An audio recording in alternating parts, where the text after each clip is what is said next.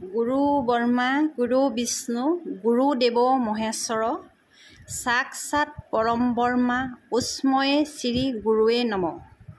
বেলেগ ভিডিঅ' লৈ অহা নাই। আজি মই এৰি থৈ অহা মোৰ যৌৱন শৈশৱ সকলোখিনি পাৰ কৰি থৈ অহা মোৰ বিদ্যালয়খনৰ সোণালী ইতিহাসৰ কথা আজি মই উল্লেখ কৰিবলৈ আহিছোঁ।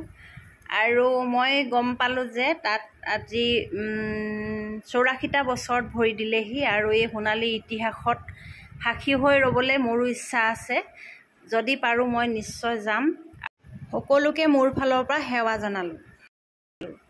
1940 চনতে স্থাপিত হোৱা তামুলীচিগা উচ্চ মাধ্যমিক বিদ্যালয়খনে বৰ্তমানত 84টা বছৰ ভৰি দিছে।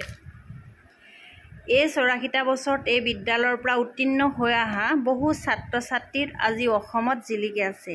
এই অভাগীও এই বিদ্যালয়ৰ ছাত্ৰী আছিলোঁ, যিসকলৰ মহান শিক্ষাগুৰুৱে নিজৰ কষ্ট আৰু ত্যাগ স্বীকাৰ কৰি জ্ঞানৰ জ্যোতিৰে জ্ঞান বিলালে। তেওঁলোকলৈ কোটি কোটি মোৰ ফালৰ পৰা সেৱা নিবেদিছোঁ। ভালে থাকক, সদায় ভালে থাকক তেওঁলোক। আৰু যিসকল শিক্ষাগুৰু স্বৰ্গগামী হৈছে তেওঁলোকক মই কোটি কোটি সেৱা জনাইছোঁ। য'তে আছে ত'তে শান্তিত থাকক পাওঁ। আৰু যিসকল গুৰু এতিয়াও কৰ্মৰত তেখেতসকলেও সুস্বাস্থ্য আৰু দীৰ্ঘায়ু কামনা কৰিলোঁ মোৰ এই ভিডিঅ'টোৰ যোগেদি। অহা 19 আৰু 20 অক্টোবৰত হ'বলগীয়া প্ৰাক্তন ছাত্ৰ ছাত্ৰীসকলৰ সমাৰোহত ভাগ ল'ব পাৰিলে নিজকে বহুত ধন্য হ'ম। বিবাহৰ সূত্ৰে মই আঁতৰত আছোঁহি, সেয়েহে মই ইয়াৰ পৰাই সেৱা জনাইছোঁ।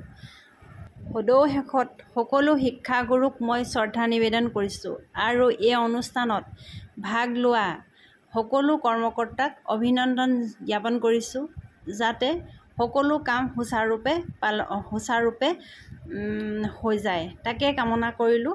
শেষত জয়টো তামুলীচিগা উচ্চ মাধ্যমিক বিদ্যালয় আৰু প্ৰাক্তন ছাত্ৰী ৰূপজ্যোতি বৰগোহাঁই হাজৰিকা তিতাবৰ। ধন্যবাদ।